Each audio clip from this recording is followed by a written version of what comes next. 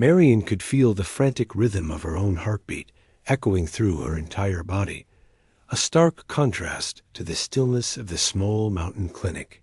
The bouquet of wildflowers in her hands, hastily gathered from the roadside, trembled so violently that petals drifted onto the linoleum floor. She kept her gaze fixed on the man lying unconscious on the narrow hospital bed, the man who, in just a few minutes, was set to become her husband. This was a wedding day, but it bore no resemblance to the ones she had dreamed of as a girl. There was no joyful peal of church bells ringing out from Pine Ridge Chapel, no lively fiddle music bouncing off the valley walls, and no groom standing at the altar with a nervous, loving smile. Instead, the room was filled with a heavy, suffocating silence, broken only by the rhythmic beep of monitors and the faint, sharp scent of pine boughs mixed with antiseptic. Asher McKinnon lay there, suspended in a twilight state he hadn't emerged from in 5 long months. Even in this state, he looked powerful, his features sharp and strong, as if he had been carved directly from the granite of the Colorado peaks he called home. But now, he was surrounded by a web of tubes and wires, a fragile lifeline tethering him to a world he had left behind. Marian swallowed past the lump in her throat. She had never imagined her life would spiral to this moment. This ceremony felt less like a new beginning and more like a final farewell. But if there was one thing she had learned, it was that life in the high country rarely adhered to the plans of men. The path to this hospital room had begun months ago, on a day that should have been the proudest in her family's history. The Williams Mill had finally secured the contract of a lifetime.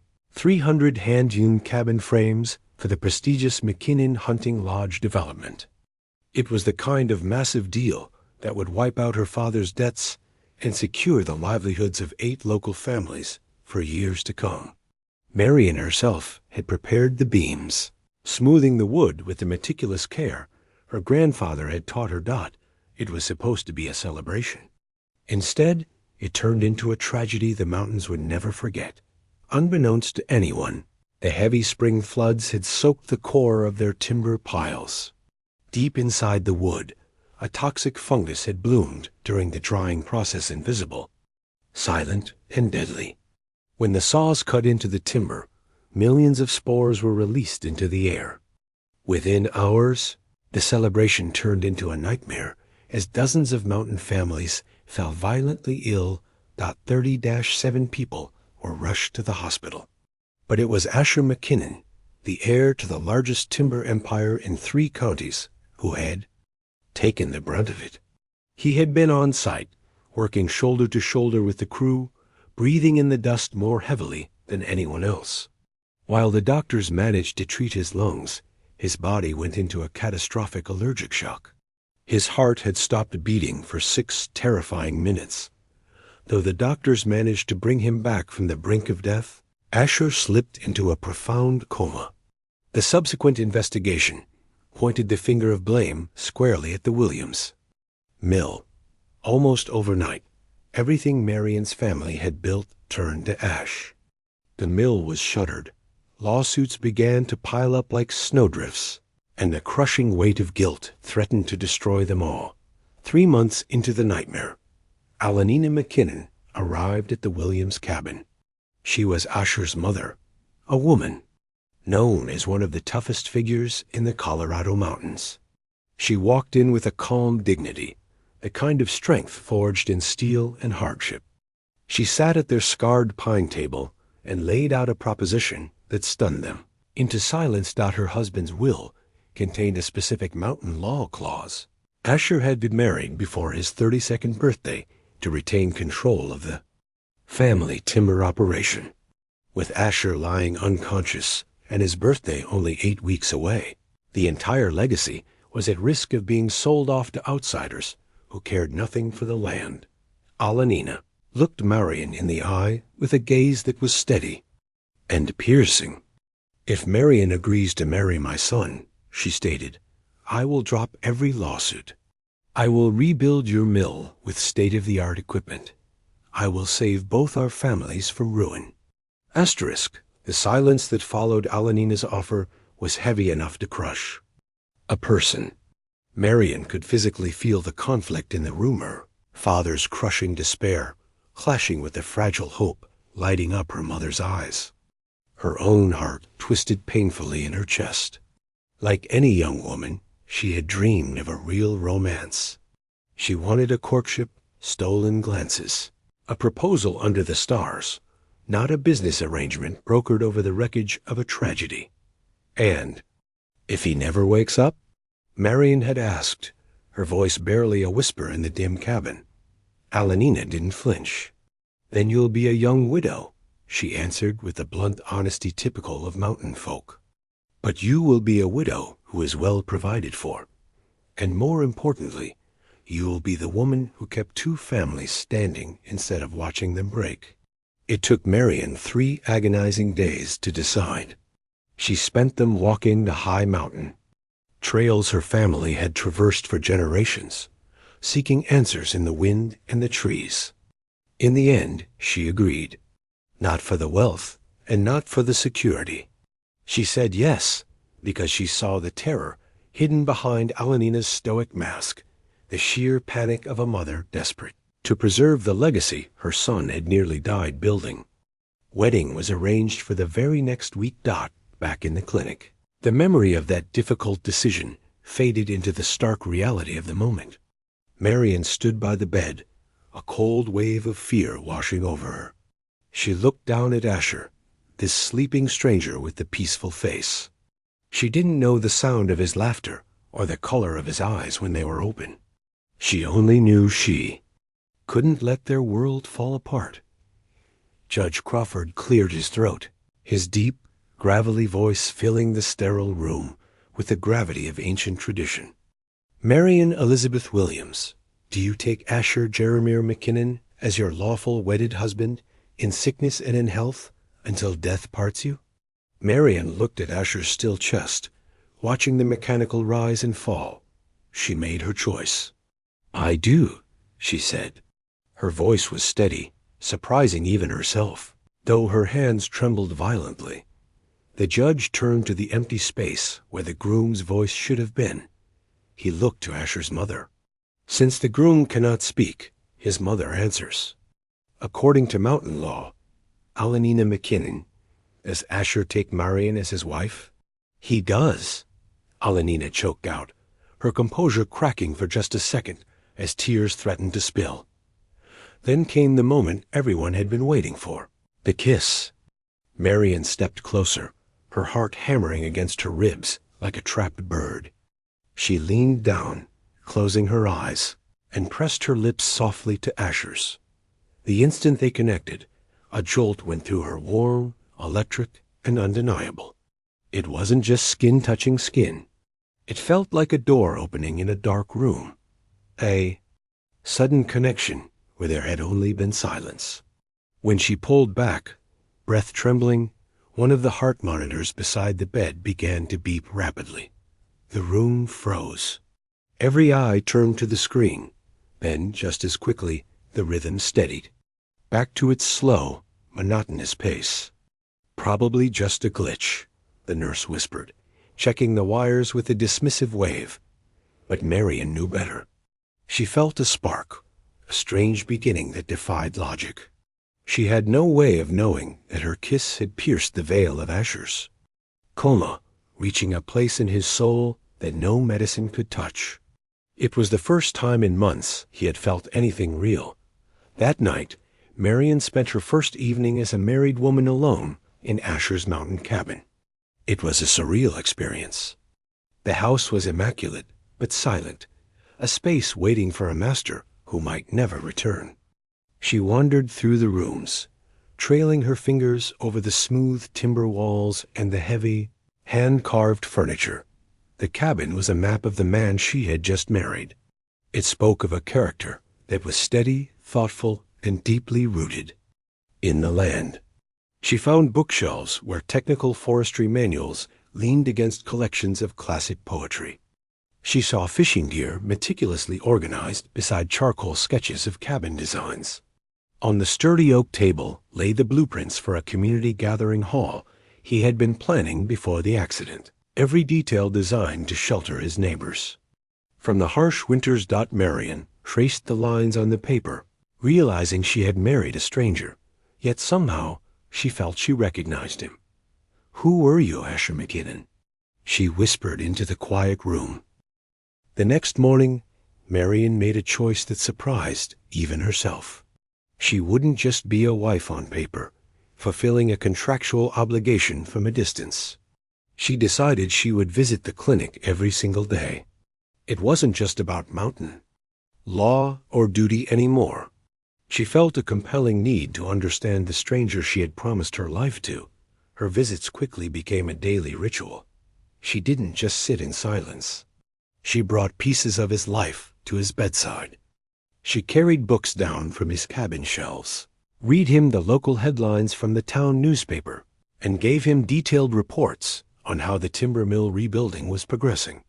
She spoke to him naturally, filling the quiet room with her voice, talking to him exactly the way a wife might talk to her husband after he returned from a long, hard week in the forest. "Ezra Henderson told me something today," she said one rainy afternoon, smoothing the blanket over his chest. "He said you used to bring hot coffee for the entire crew every winter morning, long before the sun came up.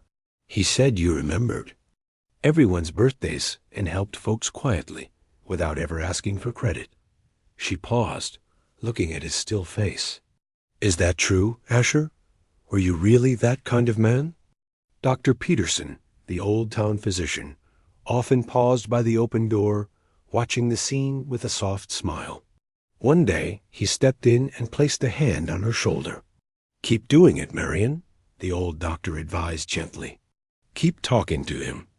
I've seen enough in these mountains to know that sometimes a familiar voice can reach deeper than any medicine we have."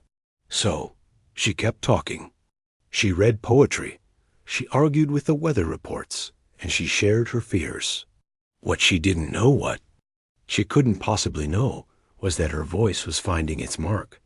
Deep inside the gray fog of his coma, Asher was floating. He existed in a space between worlds, a place of shadows and confused echoes he couldn't place. At first, it was just noise. But then, one sound began to cut through the static. A voice. It was warm, steady, and constant. It returned every day, like clockwork, pulling him toward a center. He couldn't understand every word, but the feeling behind them was unmistakable. He grasped the important things. He was married. His family was in crisis. And this woman, the one reading to him, she cared. He could feel it in the vibration of her tone. She wasn't staying by his side because she was forced to. She was staying because something in her heart kept her there, in that dark, isolated world. Her presence became his sunlight. He felt the softness when she spoke, the emotion she tried to suppress, and the hope she offered. He didn't know what she looked like yet, but he was beginning to know her soul. Piece by piece, anchor by anchor, his mind started the slow, arduous process of reconnecting with reality, as the weeks turned into a month. Marian's own feelings began to shift in ways she hadn't anticipated. The awkwardness of the arranged marriage faded, replaced by something that felt dangerously like affection. She found herself lingering longer in the evenings, feeling a strange mix of love and longing for this quiet man who slept through the changing seasons. He was silent, yet his presence filled the room, and Marian found herself falling for the man she was getting to know through his books, his friends' stories, and the peaceful rhythm of his breathing. One afternoon, seeking to feel closer to her husband, Marian was tidying up Asher's workshop when she stumbled upon a small wooden box tucked away on a high shelf. Inside, she found a bundle of letters tied with a faded ribbon. They weren't business contracts or timber orders. They were love letters. They were signed by a woman named Rebecca Sue Patterson, a ghost from Asher's past. Marian couldn't help. Herself, she read a few. They were emotional, filled with apologies, regrets, and promises that had clearly been broken. The discovery unsettled her more than she wanted to admit. It was a stark reminder that Asher had a whole life, a whole heart history. Before she ever stepped into his world. The next day, she approached Alanina gently. "Who is Rebecca Sue?" she asked. Alanina sighed, a shadow crossing her face. "She was the woman Asher loved for years," his mother admitted. "She broke his heart. She wanted the city lights more than she wanted the mountain life. She left, and it took Asher a long time to put himself back together." Marian felt a sharp sting in her chest, a mix of jealousy and fear she felt she had no right to hold. She was his wife by law, but Rebecca Sue had been the keeper of his heart. That afternoon, sitting by his bedside, Marian read to him with a heavier spirit. She closed the book of poetry and leaned in close, whispering the truth. "I know about her, Asher," she said softly. "I know she mattered to you. I'm not trying to replace anyone. I just want you to know that if you ever decide to come back to us, I'll be here. I'm not going anywhere." At that exact moment, Asher's index finger twitched against the sheet. Marian gasped, her heart leaping into her throat. She called for the nurse immediately, but by the time the medical staff arrived, his hand was still again. The nurse checked the monitors and shook her head sympathetically. "Just a reflex, honey. It happens." But Marian knew. She knew something had shifted. Inside the deep fog of his coma, Asher had felt her words like a beam of sunlight breaking through. A heavy storm. He heard the sadness in her voice, the vulnerability. He heard the slight tremble when she spoke of Rebecca Sue. For the first time, he felt a desperate urge to move, not just to wake up for himself, but to reach her. He needed to comfort her. He felt something real stirring in the darkness. A few evenings later, Marian returned to the clinic late at night. The hospital was quiet, the halls dimmed. She was overwhelmed by emotions she couldn't quite sort out. She pulled her chair up to the bedside and took his hand, the oil lamp casting a warm, flickering glow over his features. "Asher, I don't know how this happened," she whispered into the silence. "But I've grown used to you, maybe even more than used to you. I don't know if you could ever feel the same way about a stranger you were forced to marry, but I need you to know that I care. About you." She leaned forward and pressed a gentle kiss to his forehead, just as she had done every night for weeks. But this time, the script changed. Asher's lips moved. It was slight, barely a flutter, but it was deliberate. Marian froze, her breath catching in her throat. She pulled back and looked frantically into his face. For the first time in 5 agonizing months, the stillness broke. Asher's eyelids fluttered, and then slowly, heavily, they opened. Deep brown eyes, confused but undeniably present, focused on her. It was as if he had been waiting for that specific kiss, that specific confession, to find his way home. His lips parted, dry and cracked from disuse. With a voice that was weak, hoarse, and barely audible, he whispered the first word he had spoken in nearly half a year. "Marian." Tears instantly spilled down Marian's cheeks. She pressed her hand over her mouth to stifle a sob. She hadn't realized. She was shaking until she saw him lift his hand slow, weak, and trembling to touch hers. He was awake. He knew her name. And in that quiet hospital room, everything between them changed forever. Asher's awakening changed everything in the small clinic room, shifting the atmosphere from a vigil to a miracle. But nothing prepared Marian for the intensity of his gaze. His warm brown eyes followed her every movement with a quiet, desperate focus, as if he were memorizing her to ensure she wouldn't disappear. It was startling how quickly the emotion returned to his face, even while his body remained too weak to lift a glass of water in the quiet hour before dawn. After the doctors had finished their flurry of tests and the nurses had retreated to the hallway, Asher spoke to her again. His voice was raspy, like dry leaves scraping together, but every word was deliberate. "You came every day," he whispered, his eyes locked on hers. Marian paused, the wet cloth she was using to cool his forehead hovering in the air. "I did." "I heard you," he managed, struggling to get the breath for the words. "Not clearly." "Not all the time, but enough. Your voice. It was the anchor that kept me here." Those words settled deep in Marian's chest, warming her in a way she hadn't expected. "You're my wife," he said a moment later, the realization seeming to settle. Over him, Marian felt her breath hitch. She looked down at her hands. "Yes, but only because of the arrangement, because of the contract." "No," he interrupted softly, shaking his head just an inch against the pillow. "You are my wife because you stayed." Marian had no argument for that. Road to recovery was not the instant miracle the movies promised. It was a slow, grueling climb. Months of lying motionless had taken a severe toll on Asher's body. The man who could once fell a tree with a few swings of an axe now trembled with the effort of holding a spoon. "I used to hike 15 miles before breakfast," he muttered one morning, frustration evident in his gritted teeth as Marian helped him sit upright in bed.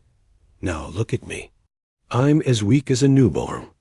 "And you will hike again," Marian assured him, her voice firm but gentle. She adjusted the pillows behind him, her hands confident and capable. "But we don't start with mountains, Asher. We start with sitting up, then standing, then walking. You didn't build your mill in a day, and you won't rebuild yourself in one either." Little by little, she became his strength. Every morning, she helped him dress, preserving his dignity as much as possible. Every afternoon, she walked beside him down the clinic hallway, offering her shoulder for support. And every evening, she read to him not to a coma patient anymore, but to a husband who listened with rapt attention. He wasn't listening for distraction. He was listening because her presence had become the best part of his day. When the doctors finally cleared him to return home, Asher insisted on one thing. He wanted to see the cabin before anyone else welcomed him back. He didn't want a party. He wanted his sanctuary. Marian pushed his wheelchair onto the wide front porch. The crisp mountain breeze brushed against his face, carrying the scent of pine and damp earth. Asher closed his eyes and inhaled deeply, reconnecting with the land. That was part of his soul. "I dreamed about this view while I was under," he murmured, looking out at the jagged peaks of the Rockies. "But the strange thing is, in the dreams, you are always there with me. Standing right here." Marian's heart gave a hard thump. "And now?" she asked softly. Asher turned his head to look at her, his expression serious. "Now I know why." As the weeks passed, the cabin filled with life again. They fell into a rhythm that felt less like nursing and more like a partnership. They cooked meals side by side, Marian laughing when his slow knife work resulted in uneven carrots, and Asher teasing her mercilessly when she accidentally burned a batch of biscuits. They also worked. Asher watched as Marian organized the timber, papers, realizing quickly that she had a brilliant mind for the business. "You kept everything running," he said one afternoon, watching her sort through a stack of invoices at the kitchen table. "You handled the crew, the contracts. You gave my mother strength when she was ready to break." "You gave me strength first," she replied, without looking up. "Without the mill, my family would have lost everything. We're in this together." Asher looked at her for a long time after that. He wasn't just seeing a business partner or a nurse anymore. He was seeing the woman who had saved his life in more ways than one. But just as their foundation seemed solid, the past came knocking at the door. Asterisk. The knock on the sturdy oak door echoed through the quiet cabin, shattering the peaceful afternoon. Asher stood up, reaching for his cane. He was moving better these days, his strength returning in surges, but he still walked with a deliberate, careful rhythm. Marian was in the kitchen, wiping flour from her hands, when she heard the front door creak open, followed by a silence that lasted a beat too long. Then came a voice, soft, trembling, and hauntingly familiar. "Asher?" "I came as soon as I heard." Marian froze. She knew that voice. She had heard it in her head 1,000 times while reading those letters in the workshop. She walked into the living room and felt the floor drop out from under her. A woman stood in the doorway, Rebecca Sue. She was everything Marian had feared, elegant, polished, and beautiful in a way that didn't belong in the rugged mountains. She wore a tailored city coat and leather boots that had never seen a day of hard labor. And she was holding Asher in a tight embrace, her face buried in his neck, sobbing softly. Asher didn't push her away immediately. He looked stunned, his hands hovering uncertainly before settling lightly on her back. Marian stepped back into the shadows of the hallway, her heart hammering a painful rhythm. She felt suddenly small, her plain work dress and calloused hands, feeling like evidence of her inadequacy. She was the wife who had nursed him, but this woman, this was the love of his life. Over the next few days, the fragile peace Marian and Asher had built began to fracture. Rebecca Sue didn't just visit. She wove herself back into the fabric of Asher's life. She appeared on the porch with fresh coffee, brought meals from the expensive bakery in town, and filled the cabin with stories that Marian had no part in. "Do you remember that summer we tried to build a treehouse behind your grandmother's place?" Rebecca laughed one afternoon, sitting close to Asher on the sofa. "It collapsed after 2 days because you were too stubborn to look at the blueprints." Asher chuckled, a sound that twisted a knife in Marian's gut. "I remember.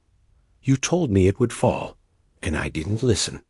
Marian forced a polite smile and excused herself to the kitchen, her hands shaking as she gripped the countertop. She was an outsider in her own home. She didn't share their history. She didn't know the punchlines to their jokes. She was just the woman who changed the bandages. Rebecca didn't hide her intentions. She was kind to Marian, but it was a sharp, dismissive kindness. One evening, finding Marian alone on the porch, Rebecca dropped the pretense. "I know how this marriage happened, Marian," Rebecca said, her voice smooth and cool. "It was a business deal, a rescue mission. I admire you for it, truly. But Asher and I, we had something real, something unfinished."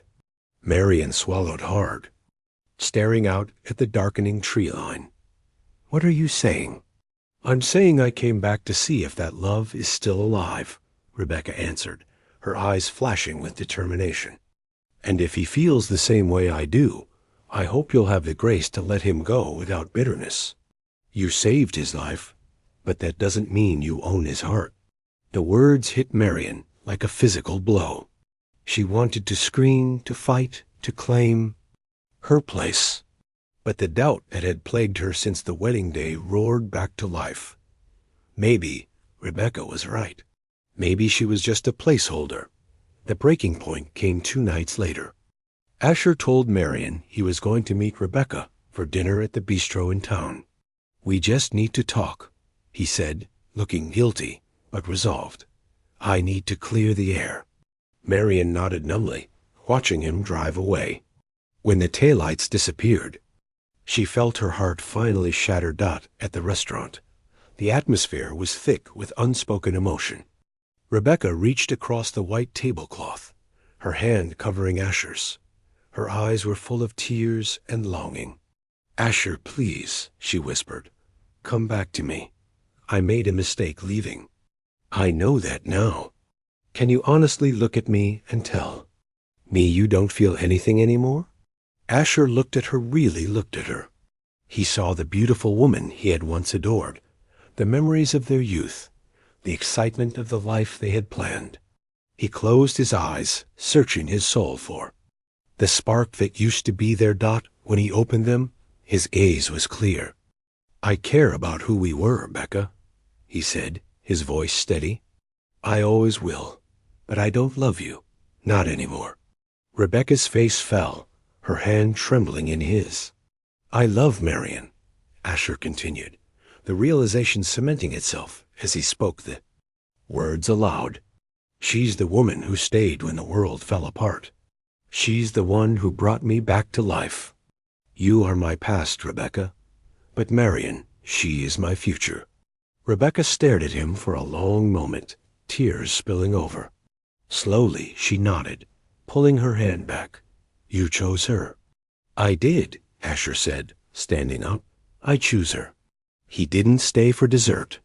He drove home faster than he should have, ignoring the ache in his leg, desperate to get back to the cabin, to Marian, to tell her that there was no more doubt. But when he pushed open the front door, the cabin was dark. The fire had burned down. "T.O. Ash, Marian?" He called out, panic rising in his chest. Silence answered him. He walked into the kitchen, his heart pounding. On the scarred pine table, sitting alone in the moonlight, was a single sheet of paper folded in half. Next to it lay her wedding ring. Asher's hands trembled as he picked up the note. The paper felt heavy, carrying the weight of a goodbye he hadn't seen coming.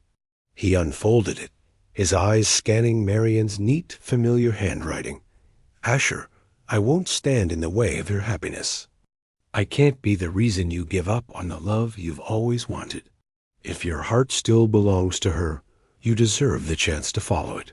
I've gone back to my parents' house. When you decide what and who you truly want, you know where to find me. Just please, don't come out of duty." Marian, the world seemed to tilt on its axis.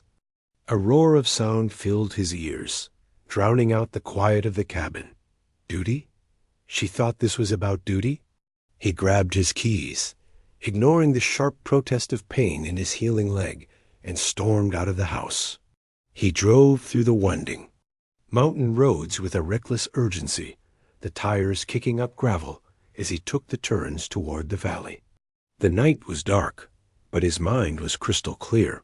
He pulled up to the Williams' modest cabin, the headlights cutting through the gloom. Before the engine had even stopped rumbling, he was out of the truck and limping up the porch steps. He pounded on the door. "Tom, open up."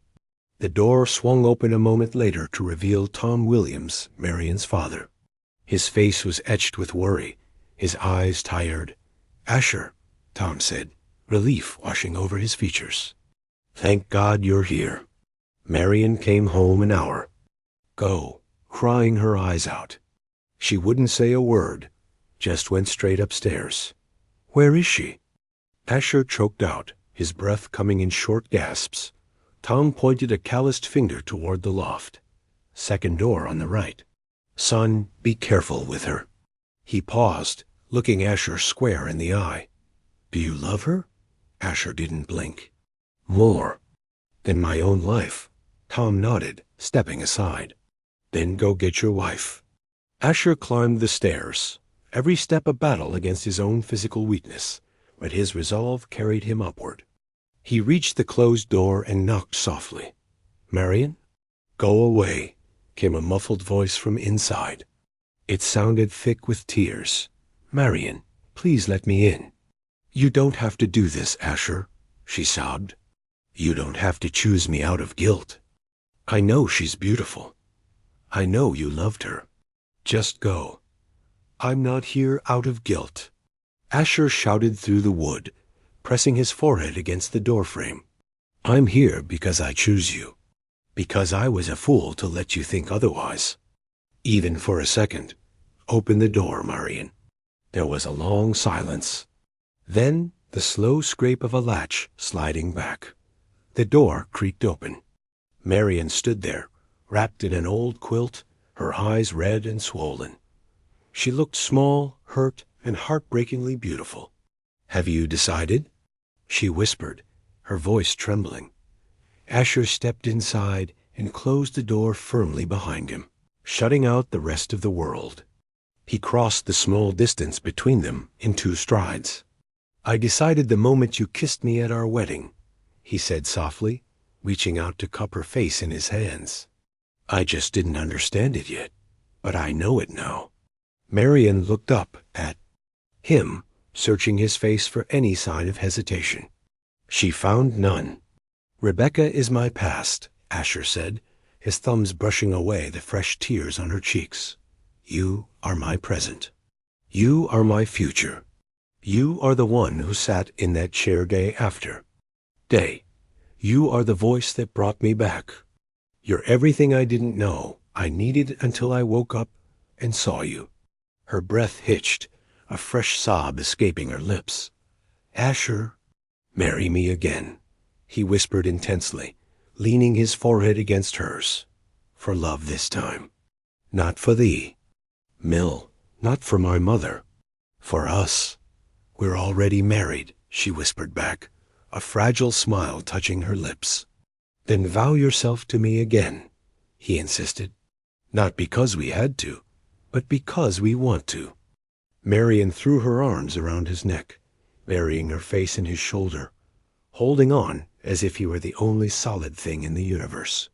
"Yes," she cried, her voice muffled against his coat. "Yes, 1,000 times yes." He kissed her then deep, certain and full of a promise that would last a lifetime. It wasn't the tentative kiss of a stranger at a hospital bedside. It was the kiss of a husband claiming his wife. And for the first time, their marriage felt like a real beginning. 6 months later, the mountains were alive with color. The snow had long since melted, replaced by a vibrant carpet of wildflowers that painted the meadow behind the McKinnon cabin in shades of violet, gold, and crimson. It was here, under the open sky and the watchful gaze of the towering pines, that the county gathered for a very different kind of ceremony. This time, there was no sterile clinic smell, no beeping machines, and no heavy silence hanging over the guests. The air was filled with the sound of a live fiddle band playing a joyous, upbeat tune that echoed off the valley walls. Asher stood at the end of the aisle, waiting. But this wasn't the man who had lain carved from stone in a hospital bed. He was standing tall, his shoulders broad and set. The cane he had relied on for months was gone, leaning unused against the porch railing. He was strong again, proud again, and fully alive. He wore his best dark suit, but he looked every inch the mountain man who belonged to this land. When Marian appeared, a collective breath seemed to leave the crowd. She wore the same simple white dress she had worn in the hospital, but she looked like a completely different woman.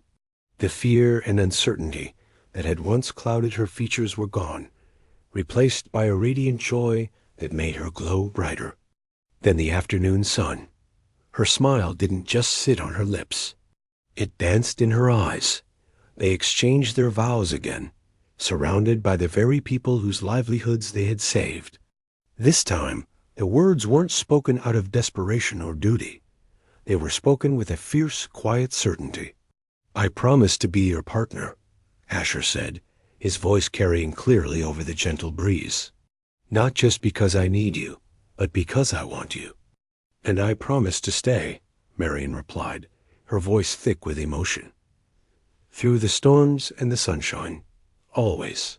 As evening fell, strings of golden lights flickered to life, strung between the tall pines like captured stars. The celebration continued into the night, with laughter and music filling the space that had once been so lonely. During their first dance, Asher pulled Marian close, swaying slowly to a soft ballad. He rested his chin gently on top of her head, breathing in the scent of her hair. "It's a strange road we took to get here," Marian whispered against his chest, her hand resting over his heart, a heart that beat strong and steady just for her. "I had to marry a man in a coma to learn what real love feels like." Asher pulled back just enough to look into her eyes, his expression tender. "And I had to slip into a coma to find the woman who would change my life," he replied softly. It was the only way the universe could get me to slow down enough to find you. Life at the cabin settled into a beautiful, chaotic rhythm. The mill was running at full capacity again, the hum of the saws a constant reminder of their victory over ruin.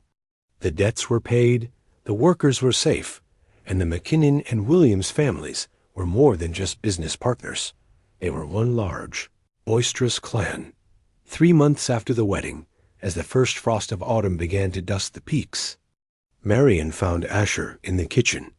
He was looking over timber contracts, a mug of coffee in his hand. She walked up behind him and wrapped her arms around his waist. "Asher?" He hummed, leaning back into her embrace. "I have some news." He turned in his chair, catching the playful, secretive glint in her eye.